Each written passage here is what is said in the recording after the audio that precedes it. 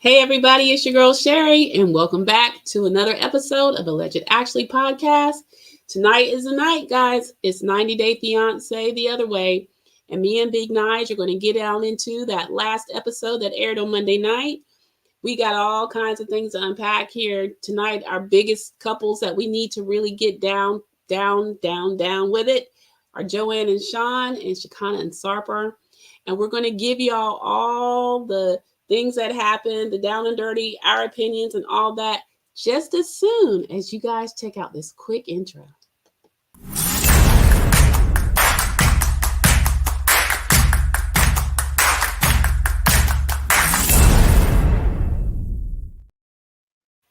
All right, guys, so we're going to get into 90 Day Fiancé The Other Way. Before we get into it, Big Nige, our guest host, welcome. How you doing tonight? I'm doing pretty good today. I was a little under the weather a few days ago, so I'm glad I'm through that. And I'm starting to wonder why I'm not on this intro. I'm a familiar face now. It's been a little That's time. true. I'm That's just true. just curious when is Big Nige's face gonna be put on that beautiful Yeah. intro. We may have to reevaluate that. We have to put you in that intro after all, because you have been a very amazing host. Join us every Wednesday night as we unpack 90 Day Fiancé The Other Way. Tonight is no different, guys. It's a pretty good episode. What'd you think of the episode, Big Nine? Yeah, so this episode really only focused on like three couples, and the three couples that it really only focused, like Joanne and Sean, Corona and Ingi, a slight dash of Dempsey and Statler, but the Yeah. main focus was definitely Shakina and Sarper. Oh, yeah. So I that's gonna be the biggest thing to unpack with all the drama that they showed us on that episode. Yeah. But yeah, the main story is Joanne, Sean, that whole situation with the kids, everyone having different opinions. Shakina and Sarper's, magic meltdown that went from a birthday dinner, it was a very Oh, sentimental time with the family. Sarper finally, yes. you know, took the onus on himself and was like, yeah, we're talking about the K1 visa process. And even though his family might not have agreed, he stayed firm with his girl. And then next time we see them again, It the just goddamn left. Yeah. just I mean, completely left. it was crazy. Hence the title of the episode, which was Some Kind of Awful. And it actually turned out to be some kind of an awful night for Shakina and Sarper. But guys, what we typically do over here, if you're new, welcome, by the way. We do reality TV recaps, get into pop culture, and I also do some riveting interviews. Check those out when you have some time. Go back on the replays and check out some of my old videos and recaps and interviews. But the way we do it is we go couple by couple instead of jumping scenes. That way you get the full story of what happened on Monday's episode. So to kick us off, we're going to start with Statler and Dempsey. Not a whole lot going on with those two this week. Basically, my takeaways were it was the morning after their first night in the van. As you guys know, they're starting this life together in a van where they're going to be like nomads, as Statler says, that hopes that they don't go mad. But they are embarking on an adventure. They're starting in England, going south of there, and just countryside, enjoying life, literally like nomads, going from place to place and enjoying traveling. And, well, I'll say at least one half of the couple seems to be enjoying the freedom of just kind of being in the wind and going from place to place and living life like it's an adventure. But they have their first morning after their first night in the van. They managed to get up, and Dempsey is going to make them some tea. That's very British, Dempsey. Only thing is, y'all, the tea tastes like fish. Child, when she spit that out, I said, no, ma'am. I mean, y'all, if you don't know what you're doing, and hence why my husband has offered many times for us to get an RV or the camper life, we don't know what we're doing. And if you don't know what you're doing, you got to know how to like hook up the water lines and all that good stuff. And child, I don't know where they were at, but the water was god awful. So the tea I didn't work. And so therefore, Dempsey had stashed away some champagne, which they were both here for. And they decided to kick off their first morning together over some mimosas, which was nice. Still, guys, I'm getting the sense that Statler is not sold on this van life still. She's still complaining a lot. And Dempsey's picking up on her hesitance to really fully embrace it and be happy. She's still a little complaining, wasn't happy about the smell of the water, wasn't really happy about the small space. She talked about how that's going to be their living room, bedroom, office, because she's working there. Like, she just seems really freaked out by the whole crampedness of their living conditions. And of course, Dempsey seems to have much more of a sunny attitude about the whole thing. She kind of gives me the Pollyanna complex. And for some of you younger people, y'all won't know what that is, but there was an old movie way out, I mean, before my time even, but it's been played many times, on a little girl where everything was just sunshine and perfect, and her name was Pollyanna. And Dempsey gives me Pollyanna vibes. So Statler still, basically, after they get done with their little toast, and Dempsey's trying to get Statler to be positive, and she kind of is like, yeah, okay, I'm here. I'm still here for it. She realizes that it's going to be an uphill battle with Statler's anxieties, but she's in it for the long haul, and we're still watching it unfold. Big Nige, what were your thoughts on Statler and Dempsey? Yeah, I don't have much to add. You pretty much broke it down as elegantly as you normally do. Thank you. I mean, the biggest takeaway for me, I mean, we talked about it. You talked about everything about Statler having her concerns. This is the kitchen, the living room, the bedroom, and the office. Biggest takeaway for me, no AC. That is insane to me. I mean, you living in a small, cooped up location with no AC. That's just breeds anger. Like, it just makes me mad talking about it. I can't imagine being somewhere that confined, that closed, and with no AC like that. I think that should be a basic, function for a van of that size and of that price range. So That price. that was crazy to me. That is crazy. But yes, they did their toast. They toasted into their future. Obviously, they understand they might be rough now, but they're looking toward the future. But Dempsey is all sunshine and rainbows, and Statler is still just showing that she's rolling with it for Dempsey, but in her mind, logically, it makes no sense. Yeah. Right. And if stuff don't make sense early on, you think it's going to make sense in the future? No, I Not at don't. all. No. No. And it's just very telling.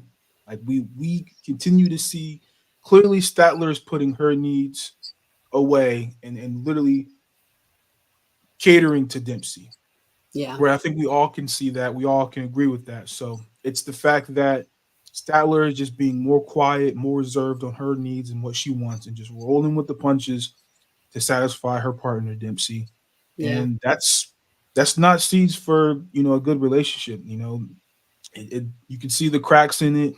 Obviously wishing them the best, but it doesn't look very good, especially when you talk about the what's coming up with the next episode.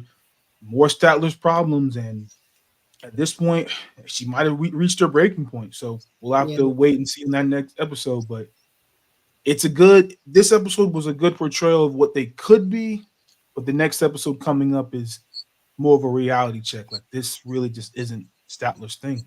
Yeah. Yeah, I concur. It'll be interesting to see how that unfolds next week, guys. So you're going to have to come back over here next Wednesday and hear what we have to say about how that all unfolds. So that's where we're going to leave Statler and Dempsey for this week. And now we're going to get on into Ingi and Corona. So we've been waiting for Corona to finally meet Ingi's parents. She's met his brother, but she has not met his parents, and she is so anxious about it.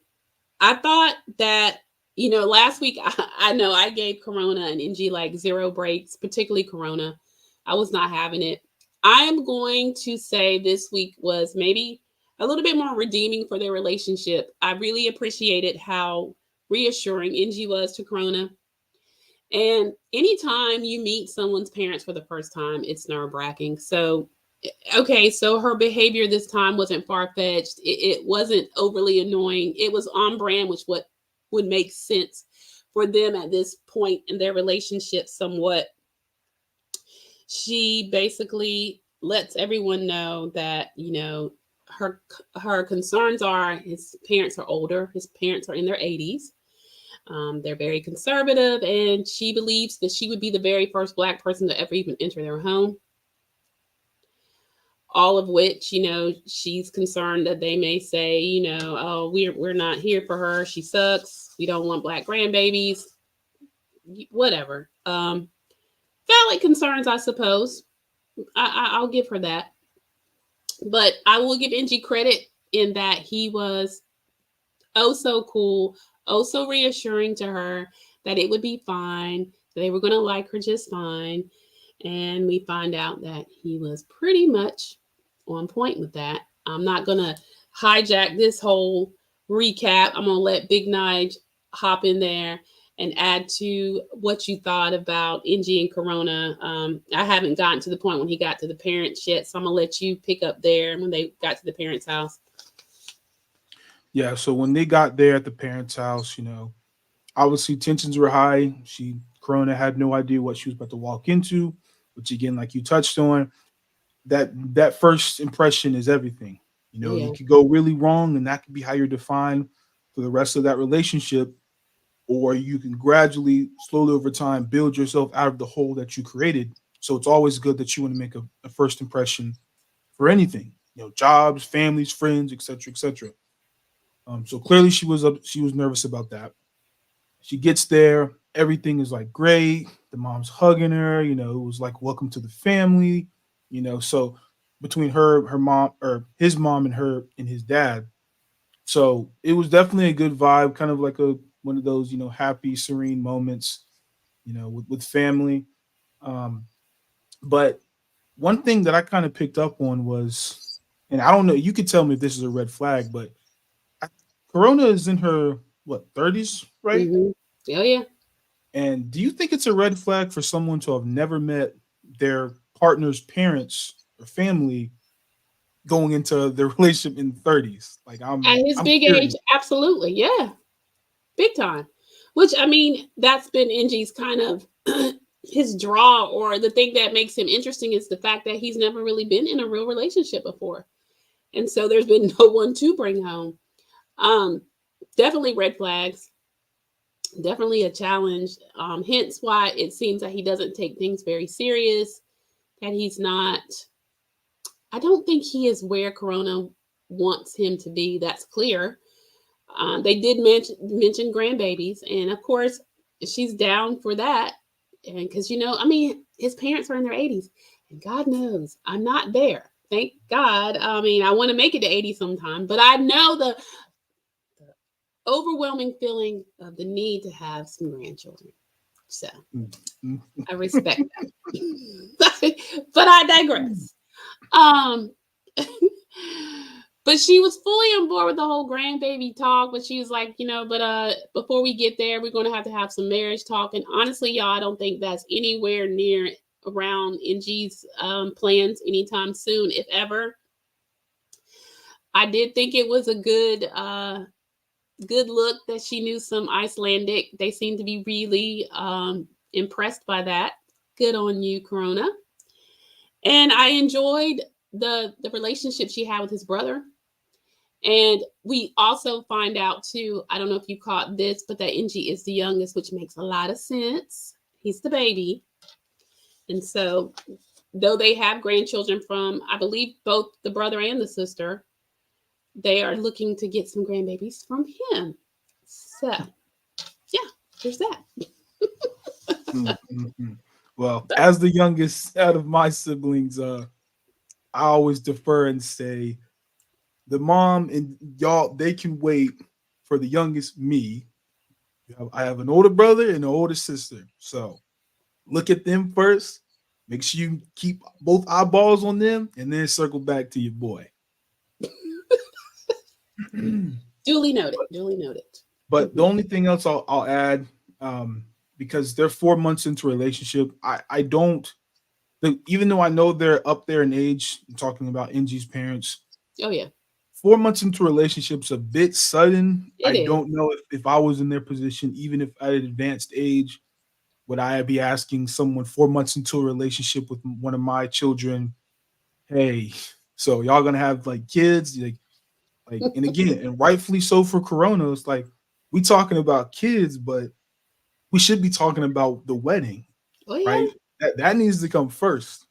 So I thought that was interesting. Um, but did you also catch that Ingi didn't have Corona on his social media? I did. Yes, I did. And y'all, that's a big deal. I mean, good gracious. Um, well, let me say this. And ladies, you can weigh in on the comments if you agree. When you're dating, I mean, it becomes official when that man is perfectly willing to show you to the world on his social media, whether that's for us older folks, Facebook, for you younger ones, Instagram, Snapchats, your ex, whatever you're on. But acknowledging your significant other on social media is a big thing. The fact that she has no presence on his social media is very telling. Okay. And I think that's all ages. Ladies, help me out. Put it in the comments. Do you agree? I mean, isn't that not a red flag? Mm, just I'll saying. I'll So put a yes, man's I I'll put a actually did man's catch that. perspective on that, and I'll just say because this is Ingi's first relationship. Now I know going back to like my first relationship, I wasn't scared to put my significant other in the on my social media. And granted, he's a lot older than I was when I had my first relationship, but I just think it's all about personality. Because even though I consider myself kind of like an introvert, kind of like a quiet, but I'm also like a fun, like chill guy, and I think me and Ingi have some similarities in that respect. I just think he's a little too lax when it comes to showing off his partner. And even though I feel like he does have feelings for Corona, like I said, like they're just moving at two different speeds. And Oh even though yeah, they're in a relationship together, he's still in the developmental stages of their relationship, and she's married, kids, the whole 9 yards. So indeed. that's very, very telling of where they are.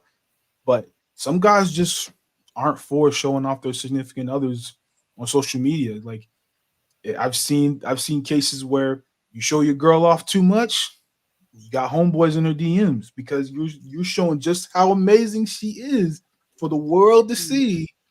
That comes with its own consequences, right or I wrong, mean, and that's for those people to hash out and decide. But I'm just speaking for all the men out there. Like sometimes it's good to keep it close to your chest on this one. Like you make her feel loved, respected, the whole shebang.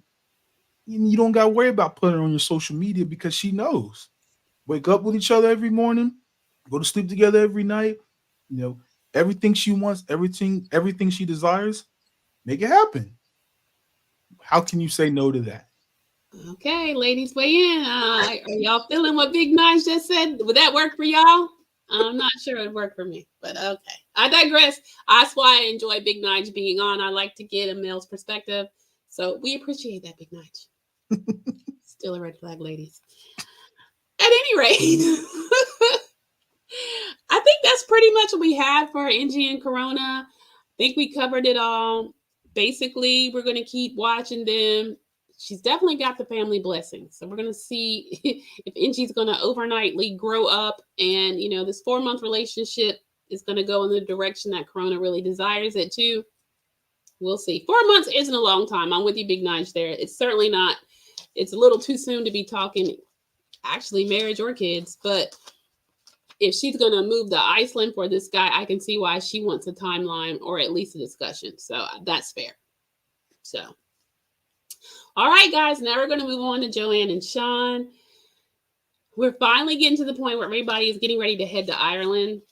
The boys, when it opens up, they're finishing up packing. And she says, if all goes well, this is going to be their last trip to Ireland before they actually move there.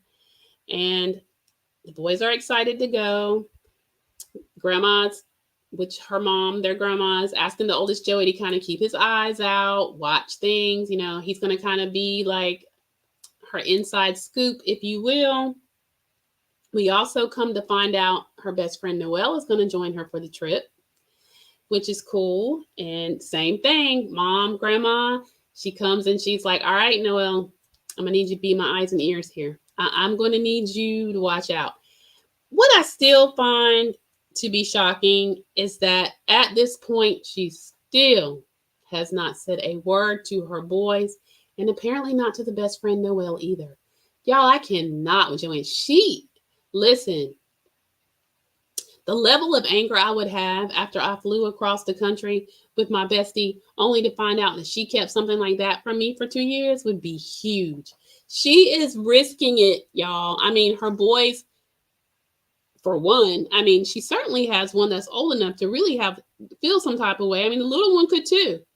And y'all are going to get into Sean's little girl, who I think just might as well. Little mama is smart. We're going to get into her too. What a great sweet scene with Sean and Bella Rose, his daughter. Okay, Big Nige, I'm not going to just hijack this whole thing, but I thought it was so heartwarming, because if I had, and I did have my reservations about Joanne and Sean, I still do, because of the lack of honesty with those that are really closest to them. I don't know why they feel the need, her particularly, to keep it so secret for so long from her children. That is really bothering me, because that can really backfire. But I will say, what I love, Bella Rose is a little spitfire. Too cute. Her in that boxing. Y'all, listen.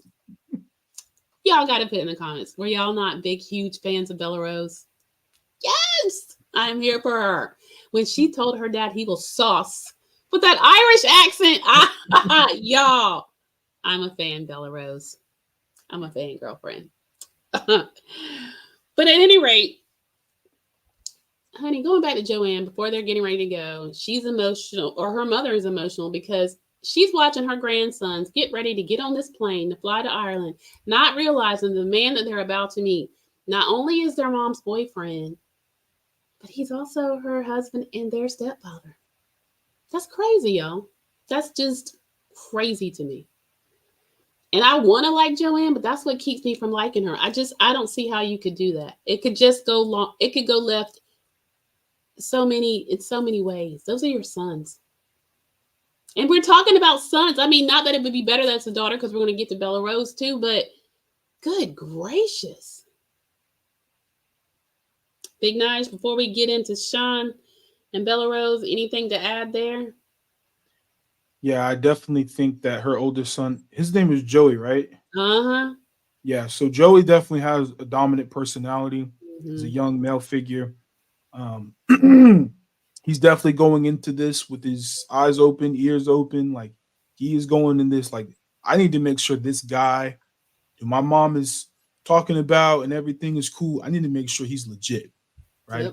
Yep. He's not going in this like like I'm meeting like a cool dude. Like, nah, like he's going in this on a mission, right? And this is where she's playing a very dangerous game, because Joey's old enough to remember everything leading up to this. Right? He's not. Mm-hmm. It's not like they're like 5, 6, 7, where they can Nope. forget over time. Like, he's basically a little grown man, and Mm-hmm. when you have something like this is a very delicate situation.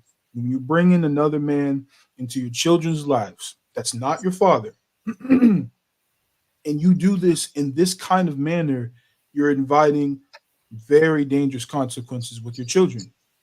And so with Joey, look, Sean could be a very cool dude, and everything might even go perfectly, but it's the way you do things like this that matter to your kids. And I can see, even if Sean is cool, I can still see things going very wrong very fast, because of the fact that his own mother decided to withhold the truth from him, when that's all a young man ever wants. It's just the truth. Just be honest with us, Mm-hmm. right? You start and dilly dally and dance behind the truth. Now, I not only got a problem with the situation you put me in, I got a problem with you, because you couldn't keep it real with your own son. Yep. And so that's mainly what's the crux of what's coming up, and for them going to Sean and Miss Bella, of course, but it's not Mm-hmm. looking good. If they can It's find some way, I'll be shocked if Joanne finds a way to save her skin on this one, because me too. her son is not playing any games. So they're gonna have to be real. They're gonna have to be really good about how they deliver this, because if it's not, it's gonna be some trouble in paradise. I concur. I concur. So with that, we go back over, and Sean's in the car with his daughter Bella Rose, and they're on the way to the airport to pick up Joanne and company. And we find out that Sean's full-time job is to full-time care for Bella, which is very endearing, but it also adds another layer to this to me. He said that he separated from her mom when she was only 7 months old. So, I mean, he literally, has cared for this child. She's 8 now, but I mean, he's the primary parent.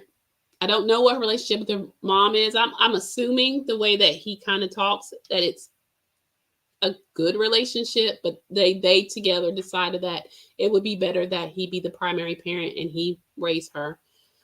So he is, and you can see that they're extremely close. It is so sweet.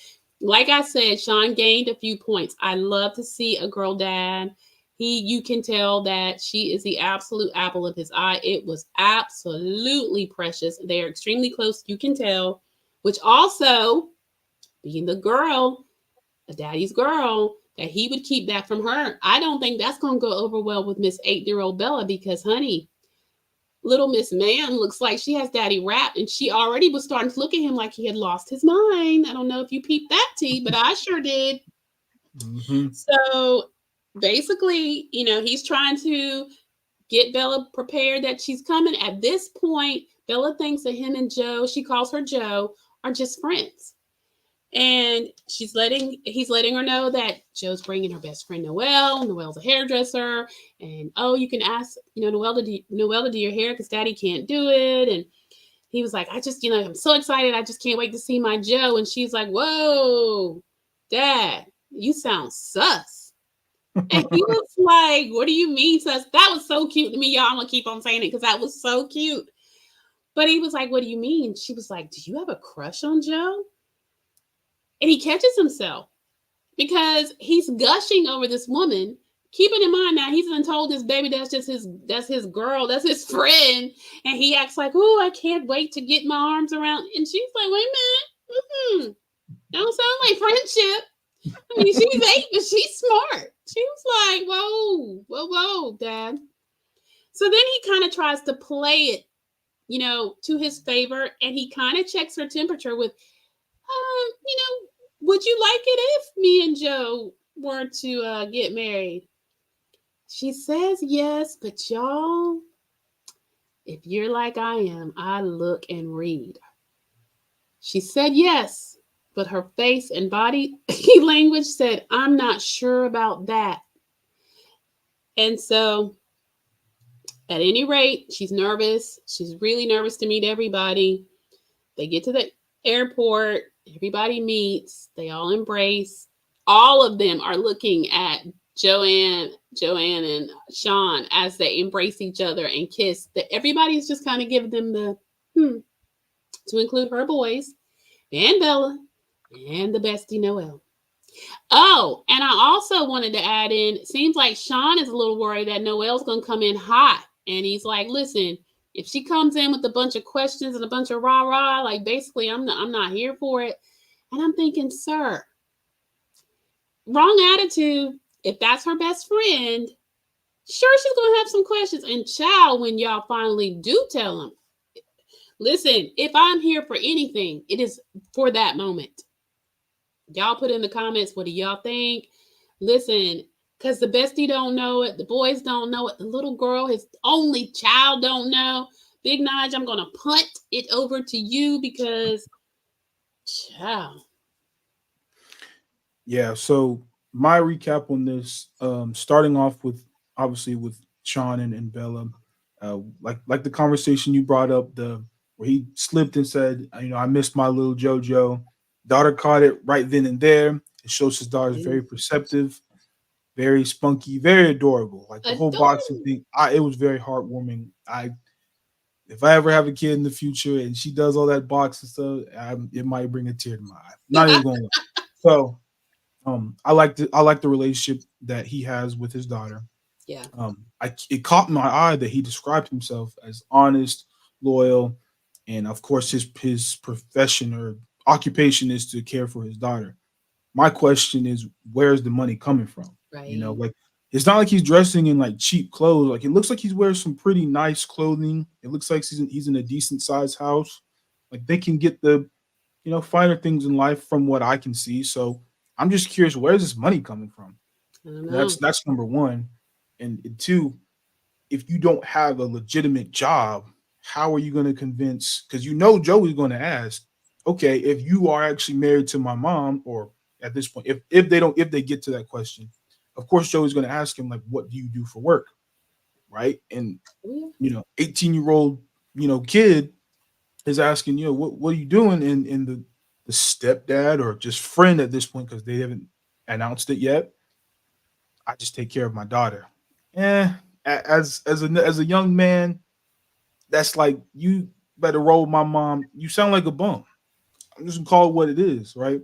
And so if you're trying to sell yourself to me as like this great guy who you are and can take care of my mother, you ain't got no job. That's already strike one, man. Like you might be a cool dude, but how you gonna provide for my mom? Like if she gets sick, sickness and health, all that stuff, how are you gonna provide for her, right? Mm-hmm. Not to mention, how are you taking care of your own kid if you don't have a job? And then you expect me to be okay with you being able to take care of my mother? Like, again, more questions are going to be coming up. We learn more about Sean. I just got more questions. Thinking as a young man, like it ain't looking too good, man. He better have a plan of some sorts to get Joey off his back, because Joey's coming. Noel is coming. Oh, they're They are coming. coming with all the questions, all the hounding, and it's going to be relentless. I promise you, it's As it going to should. be. Mm-hmm. And and I think, again, because we're looking at their situation, I just I just really don't know, man. And it really gave off when they got together. They're like, yeah, we're gonna wait. Let's wait until everybody gets a nap, everybody gets refreshed, etc., etc. And I'm like, Yes. I mean, wouldn't I don't know. Maybe it wouldn't have been the best time coming off a flight, and everybody's probably aggravated and tired and sluggish. But I Yeah. mean, ain't no time like the present.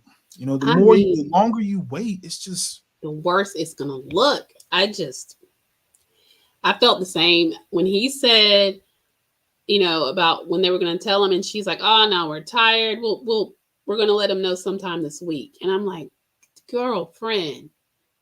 So now you got everybody in Ireland, dudes right there, all involved parties are present, and you're still gonna put off telling them.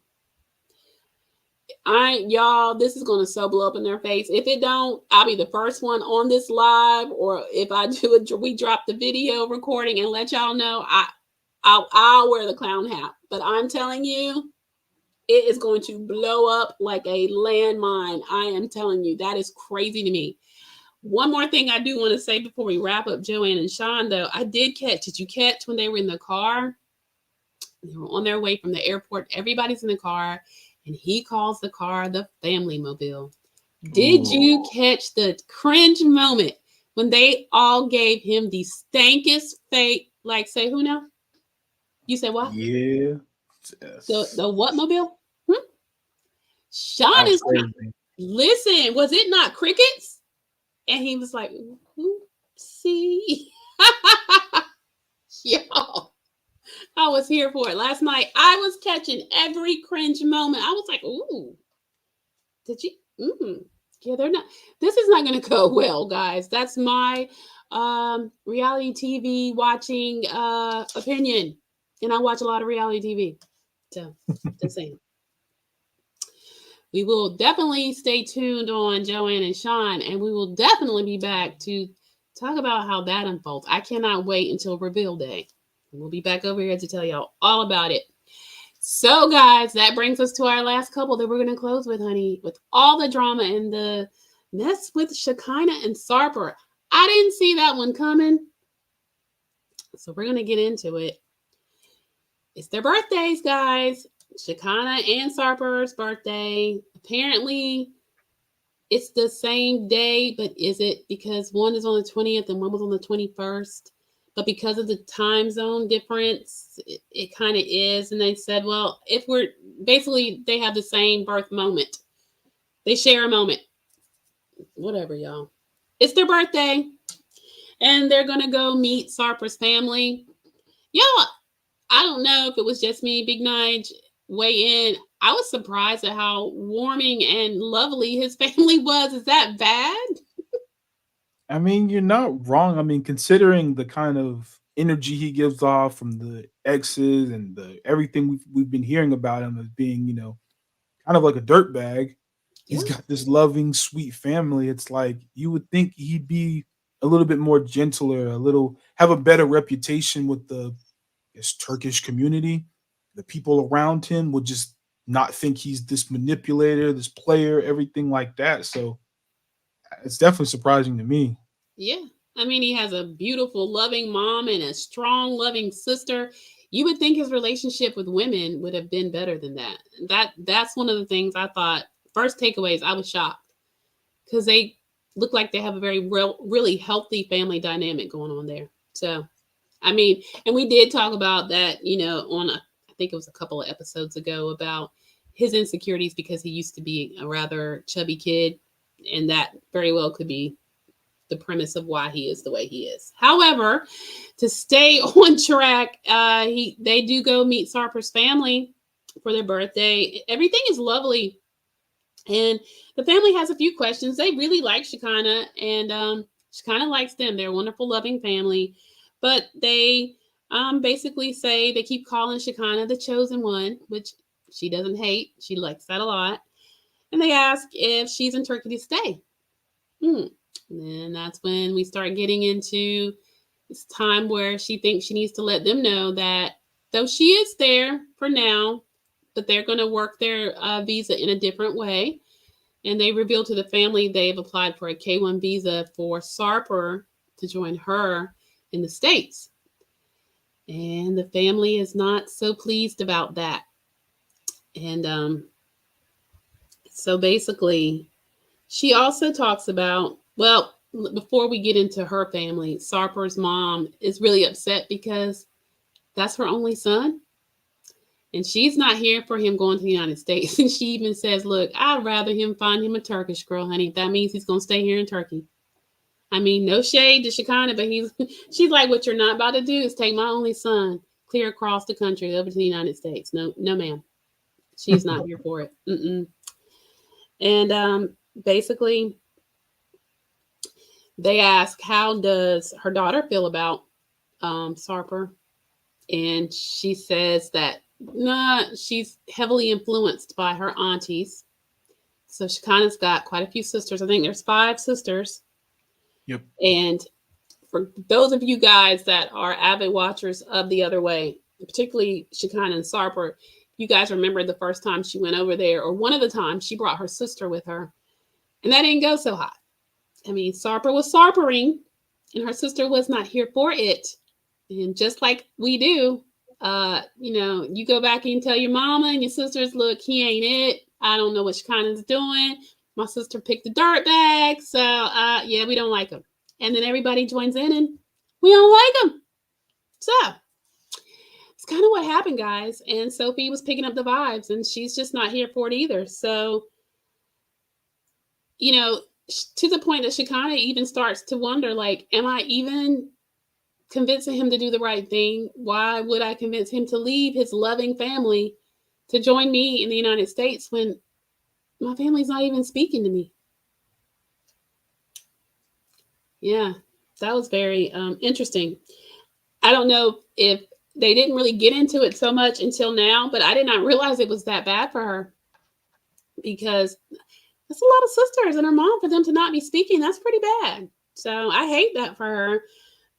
But if it was me, it would certainly make me take a closer look at this relationship and this man. I mean, everybody's entitled to their opinion, and you're not always going to like your sibling, significant other, but she's also had her red flags. So there's that. So basically,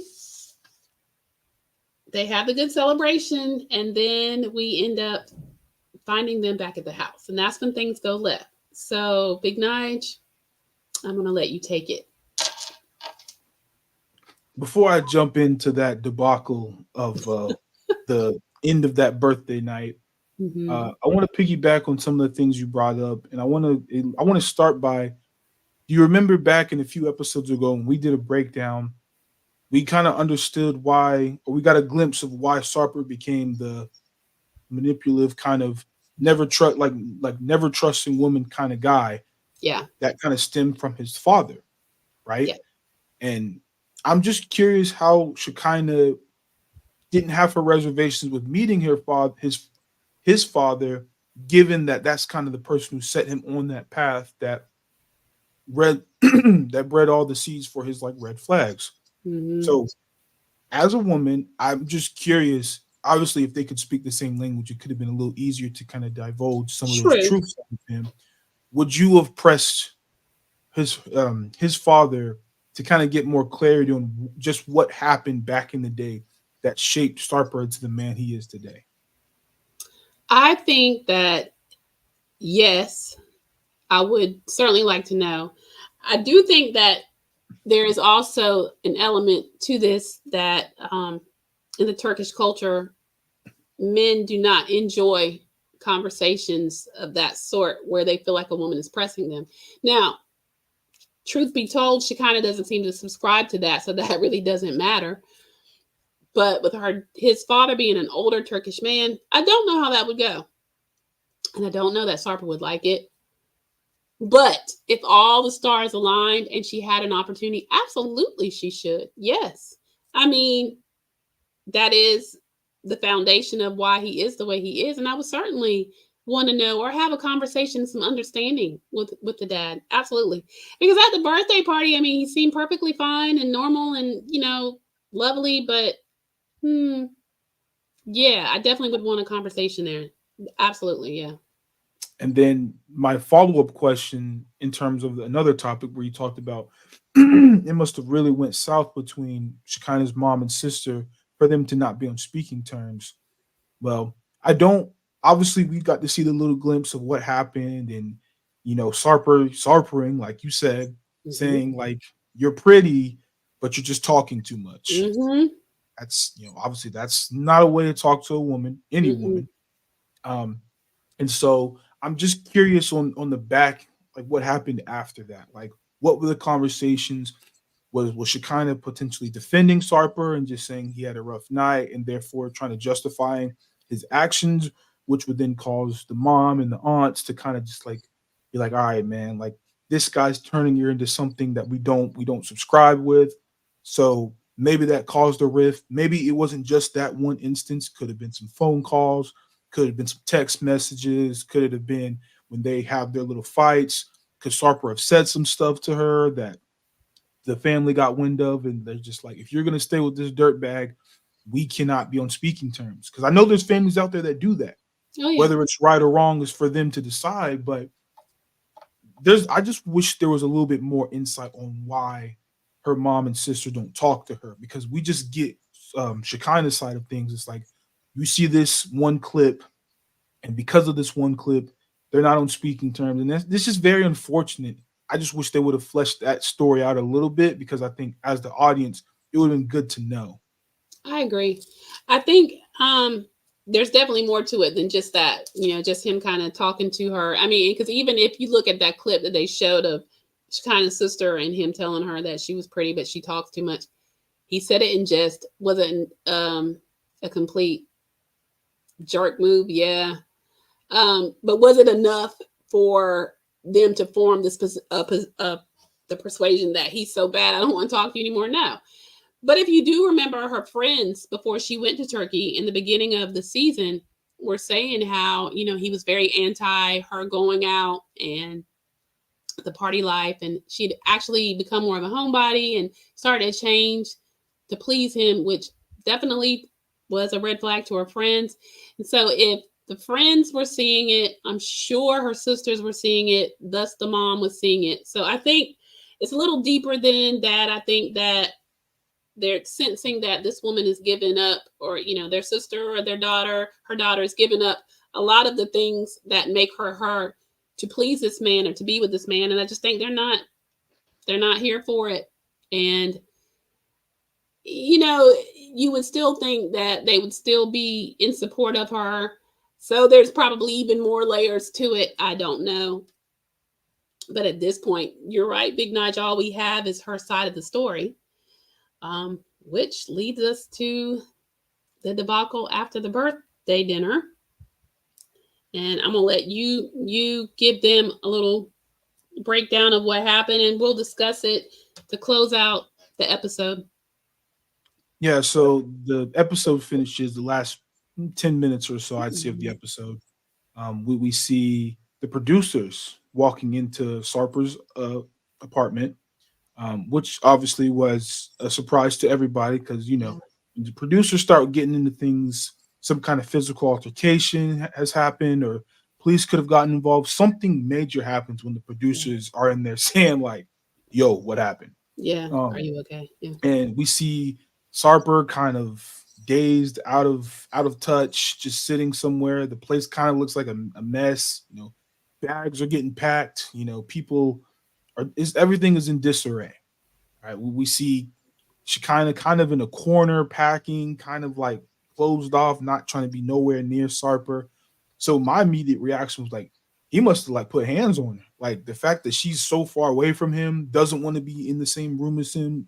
Clearly, she's upset. Like a whole bunch of stuff is going through my mind because I'm like, I don't know what's going on. Mhm. And the whole time they're in the apartment, the only thing that Sarper says to defend himself was, I tried to get her a vanity. She didn't want the vanity that I wanted, or that I picked out for her. She didn't want it. And then he said that he reached for her phone, and she said that she wouldn't give him his phone, her give her phone up, and he basically tried to take it. And of course, the way Sarper described it was he just tried to get her phone. I don't know if he was making it seem like he was trying to show her something or just handing her phone, whatever the case may be. He kind of took that and said that she kind of like flipped out, and with that, it revolved to her like losing a piece of her hair extension as they were tussling for the phone or whatever. And that just caused Shekinah to just kind of go bonkers. And he was like, I'm not dealing with this with you.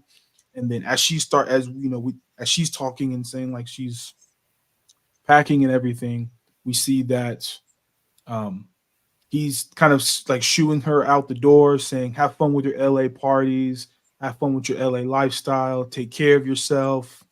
Like basically just ready to just shoot her out the door, Yeah. no questions asked.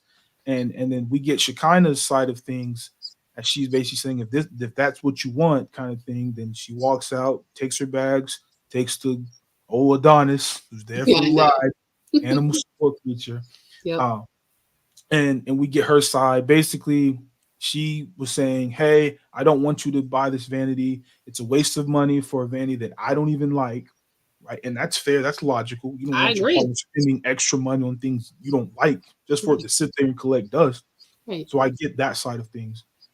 And then she said that after that, he tried to take her phone. She like pulled back, which caused him to pull an extension out of her hair. So at this point, now he's done something that's in her mind at this point like unforgivable. Like, you're doing way too much.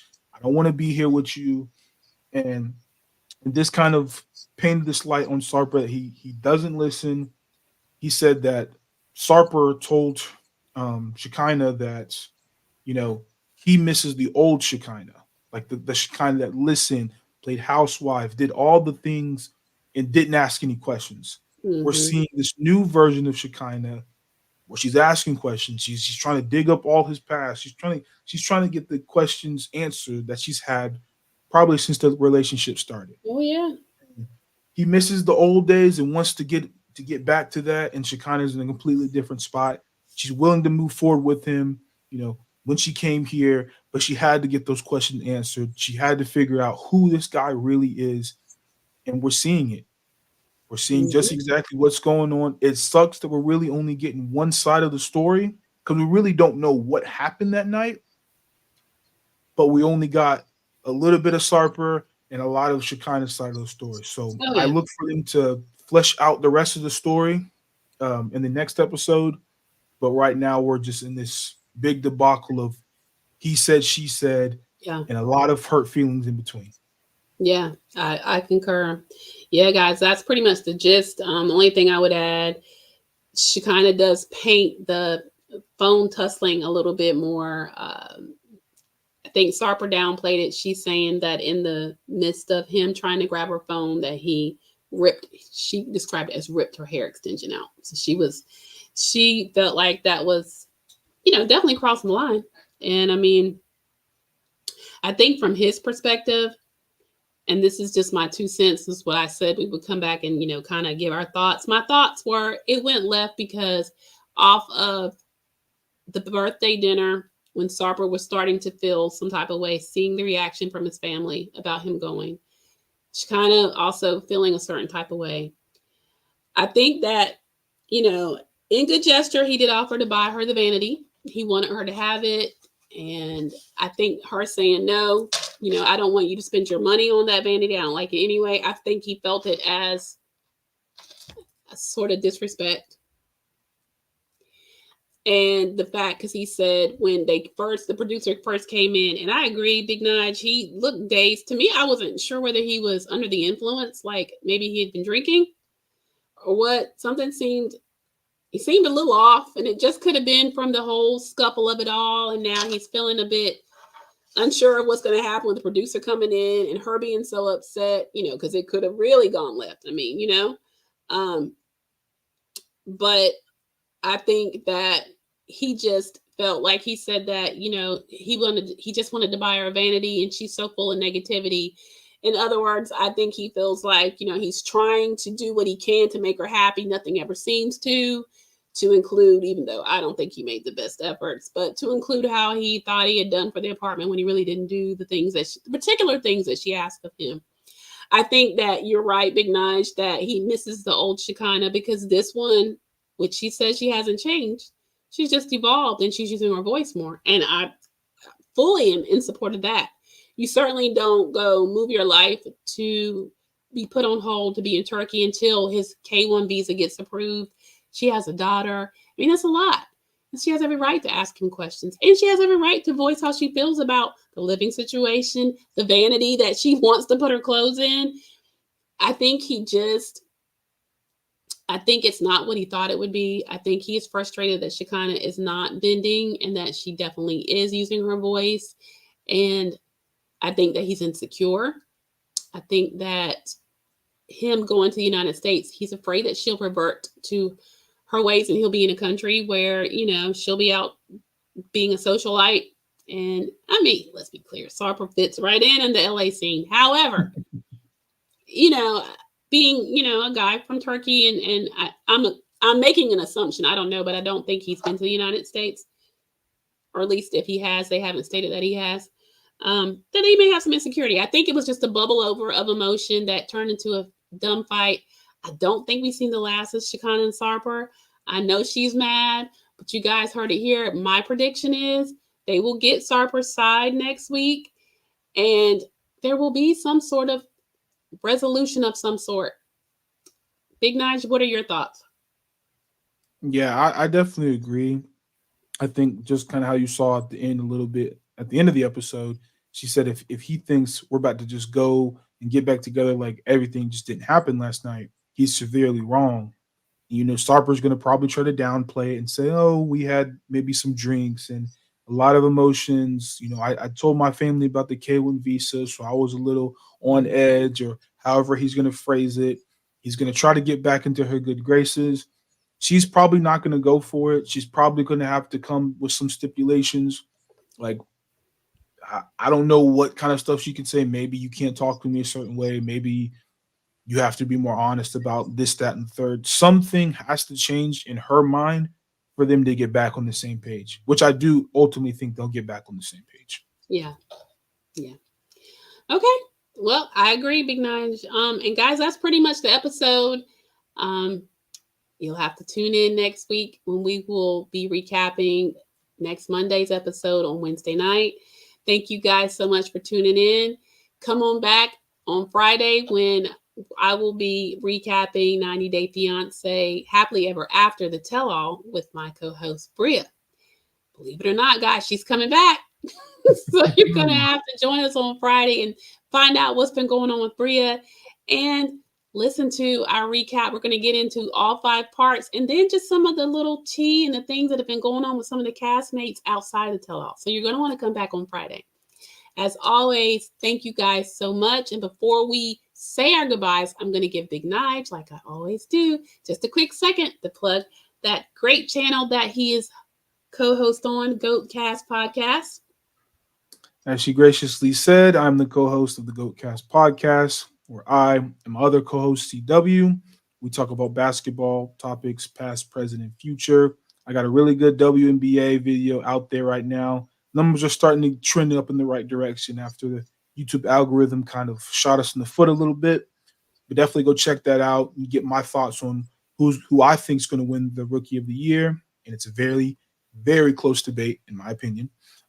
We also, me and CW just got done doing our GOAT debate between my guy, LeBron James, and his guy, Michael Jordan. So if you want to hear the glitz and glamours of basketball and our opinions on who's the GOAT, undisputed GOAT, definitely got to go check out our last video.